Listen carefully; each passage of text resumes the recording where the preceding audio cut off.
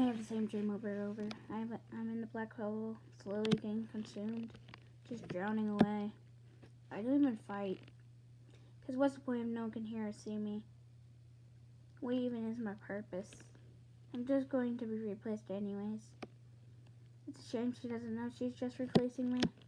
What a shame. It truly is. Being someone's replacement without noticing.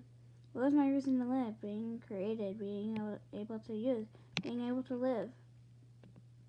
What was I created for? Animating a project, a drawing? I want to be more than just a profile, more than a mascot. I want to live. I want to have friends. Live a true life like Creator. I want to be normal like her. Have a soul like her. Have true feelings, not her, not just scripted ones like anger, sadness, happiness, jealousy, nervousness, everything. I wish it. Huh?